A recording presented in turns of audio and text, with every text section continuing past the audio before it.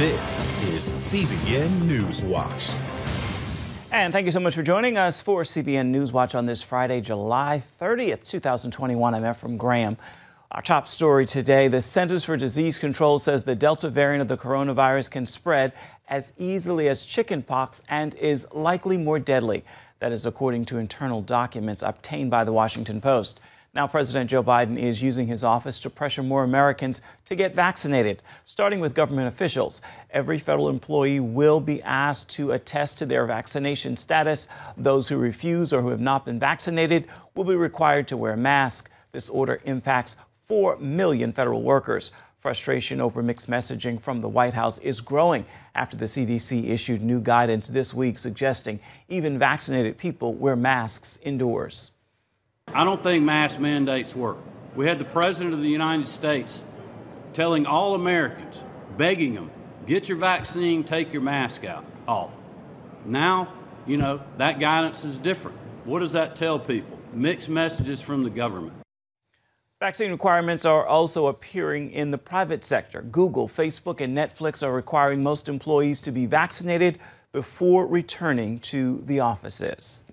Israel's prime minister said the country would offer a coronavirus booster to people older than 60 who have been vaccinated. And CBN's Middle East Bureau Chief Chris Mitchell is joining us now to discuss this latest development. Chris, Israel is now the first country to offer a third dose of a Western vaccine to its citizens on a wide scale. What's the reasoning the prime minister is giving for this? Well, the reasoning behind that, Ephraim, is the fact that the Delta variant, it really has exploded here in the last several weeks. It really, about several weeks ago, actually, Israel was restricting or limiting in lifting all the restrictions that had been placed on it for several months. But when the Delta variant went ahead and started spreading throughout Israel, thousands of cases now, he felt it was important, and actually the first country in the world to go ahead with the third dose of the Pfizer vaccine. Right now, to people over 60 that have been compromised in their immunity, but right now, then that's going to spread to the rest of the population, or so it seems right now. Your team has reported on the successful vaccination campaign Israel has run. Do you expect similar success for a third booster?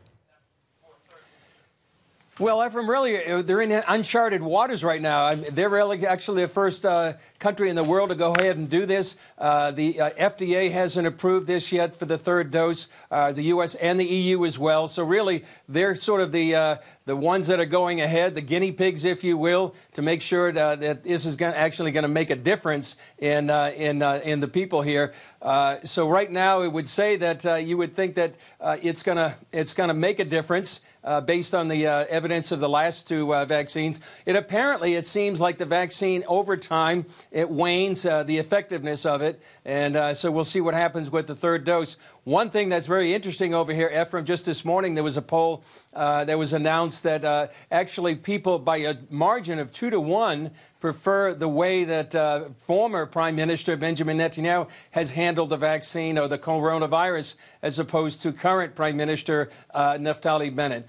But they're kind of doing what they can, what they feel they can. I would also add that really he's been very strict on what Israelis that have not been vaccinated, what they can and can't do. Right now is next week, August 8th, those that are not vaccinated here in Israel won't be able to go to events with more than 100 people unless they have a negative COVID test, and they're going to have to do that at their own expense. And so some people believe that's just not right. They have a choice about their body. In fact, there was a protest at his home about a week ago, and many of those people saying, listen, I have a right to make my own decision about whether to be vaccinated or not. But that's a debate going on here in Israel as well as the U.S. and around the world. Indeed it is. Chris Mitchell, thank you so much for reporting. I want to remind you at home that you can get more from Chris Mitchell and the entire Middle East Bureau team by watching Jerusalem Dateline. You can find it on the CBN News Channel. It begins at 8:30 Eastern Standard Time this evening. The Biden administration says it will allow the nationwide ban on evictions to end Saturday. The moratorium was put into place last September by the Centers for Disease Control and Prevention. The White House said President Joe Biden would have liked to extend the federal eviction moratorium due to the spread of the highly contagious Delta variant, but that the Supreme Court made it clear it is no longer an option. In June, the court decided to allow the eviction ban to continue through the end of July. Justice Brett Kavanaugh said he would block any additional extensions unless there was clear and specific congressional authorization. A recent poll by the U.S. Census Bureau said roughly 3.6 million people said they faced eviction in the next 2 months. Overnight, a trio of tornadoes slammed Pennsylvania and left a trail of destruction. A twister touched down just north of Philadelphia, leveling homes, gutting buildings, and tossing cars like toys as dangerous winds swirled. The twister was one of 3 reported in the area Thursday. 2 others were reported within minutes of each other. Heard this loud bang in the middle of the parking lot. My mom got under the table and I kind of just held her in my arms. It just looked like a TV show. It just looked like a bomb went off. I mean, it's gone. At least 5 people were hurt amid the storms, but officials say none of the injuries are life-threatening. The USS Navy says it has charged a sailor with starting a fire that destroyed a warship dock last year.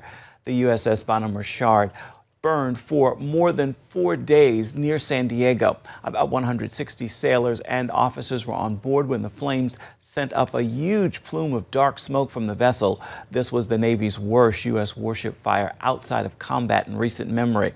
The ship was left with extensive structural, electrical, and mechanical damage, and it cost billions of dollars. The sailor was a member of the crew at the time, but no other information about that sailor has been released just yet. The family of a veteran firefighter is demanding answers in his mysterious death in Mexico. Elijah Snow was celebrating his 10-year wedding anniversary with his wife, Jamie, in Cancun. Emergency authorities say they found the 35-year-old's body in a different hotel from where he was staying. His stepfather says Snow and his wife had drinks at a hotel bar. She went upstairs to go to bed, but Snow stayed out and never returned. She woke up in the middle of the night and realized he still wasn't back, so she reported him missing to police. Jamie noticed when she was getting into the police department, she saw a photocopy of Elijah's driver's license in one of the police officers' hands. That is where they told her that he'd been found, and what they told her was it was homicidal without suspects. Mexican authorities said Snow was stuck in a bathroom window, but that there were no signs of violence. His family is asking for surveillance footage and anyone with any information to come forward. Snow leaves behind 2 children. 2 Asian giants are facing off in the Himalayas, both with nuclear powers. George Thomas reports China and India are staring each other down at the border of their 2 countries with thousands of troops. Just 1 year after a bloody dispute involving Indian and Chinese soldiers, both sides are now deploying more troops along the 2,000-mile border between the 2 countries. Now we're seeing on the Chinese side roughly 200,000 troops, according to some estimates, flow into areas around the border. And what's been seen as the biggest deployment in India's history, some 50,000 additional soldiers, are matching China's current troop strength in the area. Sources tell us the threat has been clear and present. India's deployment is about preparedness rather than triggering hostility. What's important is the sort of troops that they have. They have some pretty serious high-altitude fighters embedded among them. This is a serious deployment designed to try to make the PLA be very concerned about doing a land offensive again. Both sides are said to be building new roads, bunkers, tunnels, runways, and moving in advanced military hardware. The Wall Street Journal reporting that China has deployed surface-to-air missiles and anti-missile batteries, while India has beefed up its air force. Both India and China are nuclear-armed countries, and so if a confrontation does take place on that border, it would be problematic for the world and for the United States. 6 decades after the Sino-Indian War, the world's 2 most populated countries are still going at it in the Himalayas. The last clash coming in June 2020, when Chinese soldiers took several square miles of Indian territory in the Galwan Valley. Indian soldiers fought back, losing 20 of their own. China says 4 of its men died, though that number is thought to be much higher. It was the deadliest incident between the Asian giants in 45 years. Dozens of high-level talks since then have failed to calm growing tensions between Beijing and New Delhi. The words and deeds of major military and political officials should help ease the situation and increase mutual trust between the two sides. But it hasn't, leaving India increasingly mistrustful of a powerful neighbor that's pursuing regional and global ambitions. The overt goal of the Chinese Communist Party is global hegemony, and that begins in the Indo-Pacific. Within the Indo-Pacific region, the biggest counter to their narrative is India. And the goal is basically to fragment and render India inoperative, because India is the best hope for other democracies in the region to try to withstand China's aggressive expansion. In the past year, Beijing has expanded political and economic fights, spreading to Vietnam, Philippines, Bhutan, Nepal, Australia, and Indonesia. This is not a one-off that China is only threatening India. This is part of Chinese aggressive behavior against all its neighbors, against any country it considers a rival. Indo-China watchers say it's all part of President Xi Jinping's goal to also drive a wedge between Washington and New Delhi. What's very important from an American perspective is to understand that there is an active political warfare campaign designed to make us distrust and dislike India, so that India and the U.S. can't come together to fight what is an existential threat for both of us, which is the Chinese Communist Party. Meanwhile, top Indian military commanders openly talk about their concerns of a simultaneous conflict with arch-rival Pakistan on its western flank and China to the east. Both countries continue to forge deep military and strategic ties. You could end up in a two-front war. You could end up in a war in which, Pakistan engages in a conflict and then China opportunistically goes in to try and seize a bit of territory. So Indian forces are much more stressed now than they were, I think, even a few years ago. Experts now worry that with these additional troop deployments come possibilities of a miscalculation on either side that could result in more deadly clashes. George Thomas, CBN News. Coming up, unemployment on the decline as businesses hire at a rapid pace. We're going to sit down with an economic analyst to evaluate the numbers. We've got the story for you right after the break.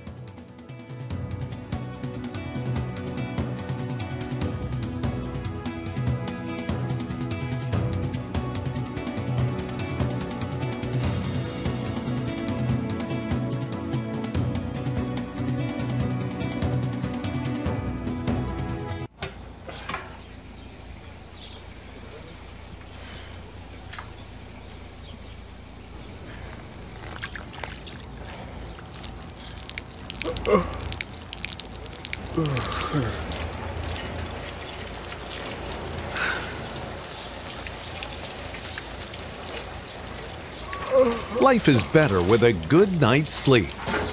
Get your free DVD or booklet of Protect Your Sleep as the world watches from the outside. It's a big diplomatic tug-of-war here in the Middle East. Go inside the story with Jerusalem Dateline. Israeli archaeologists are talking about a discovery that could change the thinking about the Temple Mount. Join CBN Jerusalem Bureau Chief Chris Mitchell and get the biblical perspective on the events shaping the world. What starts in Israel then ends up going to other places. Watch Jerusalem Dateline Friday night at 8:30 on the CBN News Channel. Life. It's meant to be lived fully. Jesus said it. I came to give you life. Life to the fullest. Life in your family. Life in your finances.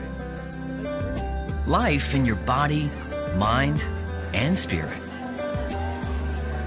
Life in your everyday.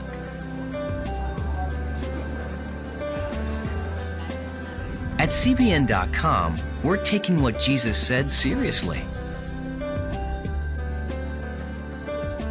We're here to help you discover life. Life. Live it fully.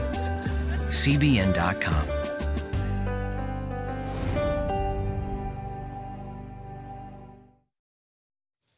Welcome back. We turn now to the economy. The number of Americans collecting unemployment benefits is down once again. Claims dropped by 24,000 last week. That puts the number of jobless claims at 400,000, according to the Labor Department, a good sign for the economy. The peak was 904,000 in early January. The department says the declines have been steady since then, but are still high compared to historical standards. CBN's Jenna Browder of Faith Nation spoke with Bankrate senior economic analyst Mark Hamrick about this data. Unemployment going down, but are you surprised it's not going down any faster with all of these signs that businesses are hiring? There's little that truly surprises me these days, Jenna, just because we're in uncharted waters with respect to this pandemic and the reopening of the economy, the likes of which we've never experienced before. So I try to, let's say, associate with my observation of these things some degree of humility and understand that the economy is going to unfold at a pace of its own doing. But to your point, we'd love for the economy to essentially restore itself to its pre-pandemic condition. And that is what we got, in a sense, with the GDP reading today, which we may talk about here in a moment. But with respect to the job market, this is going to be a slower healing effort. We have a record number of job openings in this country, but many workers are either moving on to other employment opportunities over the past year, maybe more cautious about taking a job. And of course, we know we still have federal pandemic employment benefits that will be around until September. Yeah. There are a lot of mixed signs for just the average American. Unemployment improving. New second quarter numbers show robust growth for the U.S. economy. But, Mark, we're still seeing inflation and a lot of basic things. Some of our most common goods are very expensive right now. What are Americans supposed to think of this dichotomy? Well, again, to go back to the unprecedented nature of it, we shut the economy down, as we all know, Jenna, and then we basically, in an almost explosive fashion, are trying to reopen it. And that's very difficult to do, as we're finding out. And so we've got cargo ships off the West Coast. We've got trains that basically have commitments for cargo to move all across the country, but simply can't get to all of that. And then there are the factories that are either being buffeted with problems with COVID outbreaks all around the world, with, for example, a backlog in demand for computer chips, which we need to build automobiles, and that's how you get to the shortages of automobiles for sale. So I think this is going to call for some patience and faith to get through this process, with the hope that, as the Federal Reserve officials are saying, the bulk of the inflation ought to be temporary, but also with the understanding that we haven't been through these kinds of choppy waters before, and we do need to be prepared. And as we like to say at Bankrate, one way to do that is to make sure we have sufficient emergency savings. Yeah, just about 30 seconds left, Mark, but many employers are finding it hard to get people to work. What's happening with that? What's the latest there? I would say that's one of the #1 stories of the moment, and we had more than 9 million job openings as of last count. It's most acute in leisure and hospitality, bars and restaurants, and it's going to take some time to work this out. It is definitely one of the major strains in the economy right now. The good news for workers, they've got a lot to shop from with respect to those openings, and they may be able to command a higher wage. All right, Mark Hamrick with Bankrate. It's always good to see you. Thank you, Mark. Thank you, Jenna. Still ahead, Americans learning a new name when it comes to who's taking home the gold at the Summer Olympics. We'll be right back.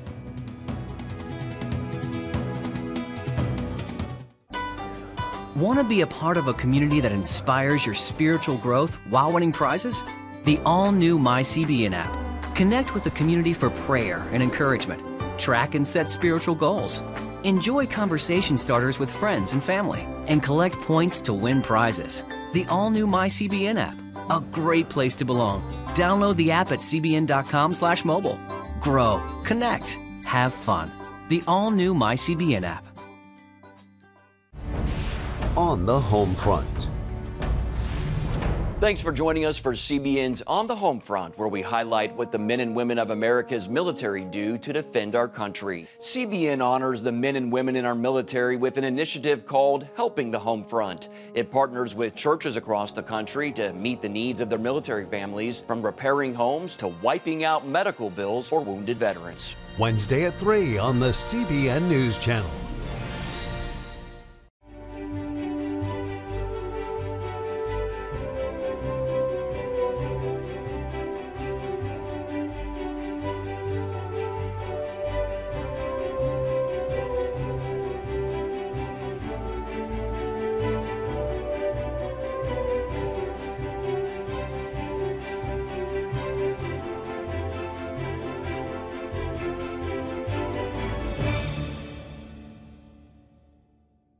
Too often, we carry baggage from our past. You know what it's like. It affects everything and everyone in our lives. It's always there, weighing us down and keeping us from achieving true happiness. But do you know God never meant for us to be trapped in the past? You can be free of your baggage. Learn how God's forgiveness leads to changed lives and new beginnings. Call the 700 Club. American gymnast Anissa Lee and those around her are celebrating her new title, Best All-Around Gymnast in the World. The Hmong American from Minnesota is the daughter of immigrant parents who say they are in awe of what their daughter has accomplished. We got a large crowd, and as she was competing, everybody was so nervous. And when we got to that last event, I mean, it was neck to neck going to the last event, and when she pulled it off, in my mind, I just thought, oh my God, is this real? It is real, and CBN Sports Director Sean Brown is joining us now with more. So Sean, she had publicly said that she was aiming for silver because it was assumed Simone Biles would get the gold. So how has the dynamic changed with Simone Biles out? The event's going to change when Simone Biles is out regardless, because she brings so much to the sport. But I don't think, even for Suni, as an Olympian, you don't go into the competition thinking, hey, I'm not going to shoot for gold. I'm just going to settle for silver after training for 4 years or more. For the most part, most of your life, you're training for this moment. And to say that I'm just going to settle for silver. But when you have to compete with Simone Biles, who's on your team, and you still have to compete with her, and she's doing things like the Yurchenko, a stunt that very few people can do. It's like, hey, I'm going to go for the gold, but if she nails that, I may have to settle for silver, which is just as good, which I'll be okay with that. So I think it's more that approach. But I think she was aiming for gold, but with Simone Biles nailing that Yurchenko, if she nails that, yeah, I may have to settle for silver. So I think it was more that. Let's talk more about Simone Biles. How are other athletes reacting to her being open about suffering from mental stress? Well, mental stress right now is on the forefront of the sports world. Of course, we know Naomi Osaka had similar concerns with the media and some of the burden that she was carrying. Simone Biles now is saying, right now, she's saying, hey, this has been a lot for me. We get a chance to sit back and watch. We just heard one of Suni's parents, family members, saying that, hey, we're nervous when we're watching them. Well, imagine what they're going through. You watch her when she's in these events, right before she takes the mat, you look at her facial expression, and then all of a sudden, right before after they say her name, she whips on a smile and goes into the event to compete. It's like a switch that she turns on, but they're calculating what they have to do. You take the Yurchenko. Basically, I'm going to read what that is. It's rounding off onto a springboard, into a backhand spring, onto a vault, ending with a pike, which is like this in the air. Okay, it's a backflip, and then you're thinking about sticking it. For us, it's like this. Stick. For them, it's probably in slow motion, and they're thinking about nailing each move as they do it, and that's a large burden to carry. It's dangerous. They're calculating, trying to make sure they do it right, and it's just a burden. Unless you are an Olympian, you won't know what that's like when you got the weight of the world on your shoulders. As Simone expressed, that's what she said. It feels like the weight of the world's on her shoulders, and we won't know that. And so right now we're getting to learn what these athletes, what these Olympians are going through. And so there's a lot of support for her, because now we're getting to understand what it is that they're carrying, and we empathize with that. All right, very courageous for her to be open about that, Sean Brown. Thank you so much. I want to remind you at home that you can catch Sean Brown and Going the Distance this weekend on the CBN News Channel, Saturday at 6:30 and Sunday at 7:30, both of those Eastern Standard Times. Coming up, a long-fought battle against the coronavirus. One, the message this former patient is sending to others. Stay with us.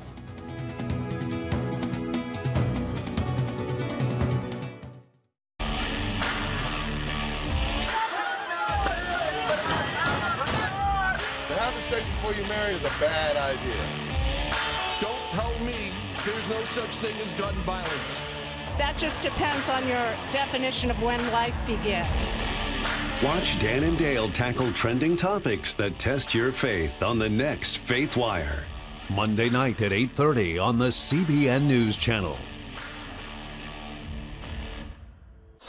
The Global Lane takes you around the world, providing facts over fiction. What might rising trade and geopolitical tensions mean for you on the home front? With over 45 years of experience, award-winning journalist Gary Lane brings you the truth from a global angle. What about the issue of immigration? World news analysis you won't see anywhere else. And it's all right here on the Global Lane. Thursday night at 8:30 on the CBN News Channel.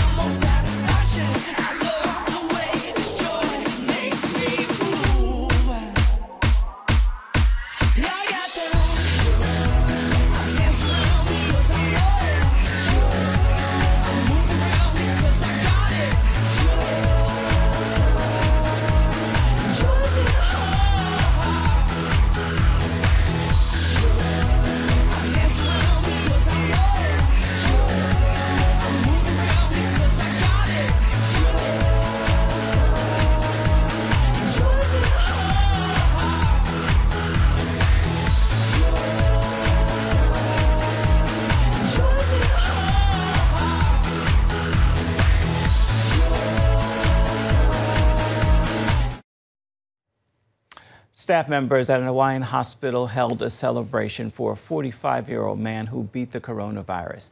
Frederick Tabayan fought COVID for 49 days. Nearly 2 months ago, he took himself to the hospital after he couldn't sleep for several days. He ran a fever and started coughing blood. During his time at the hospital, he lost 57 pounds and spent more than 20 days in the intensive care unit. Today, he is well enough to spend the night at home, and he's encouraging others to take the precautions needed. If I was educated like that from the beginning, I probably would have took a vaccination earlier. So the support I had inside here is unbelievable. So good to see him out and breathing again. Time now for your Friday Faithful. I want to leave you with this message. Do all you do with God in mind. When you aim to please Him, it's hard to be fazed by what people think. Fix your focus on pleasing God, and He'll handle the people. With that word, make this a fantastic Friday, and be sure to have yourself a wonderful weekend. That is going to do it for this edition of CBN NewsWatch. You can always find more of our programs on the CBN News Channel or online at cbnnews.com at any time. We'd love to know what you think about the stories you've seen here today. You can email us at that address right there at the bottom of your screen, newswatch@cbn.com. And of course, you can always reach out and touch us on Facebook, Twitter, and Instagram. We look forward to hearing from you. Make it a fabulous Friday. We'll see you on Monday.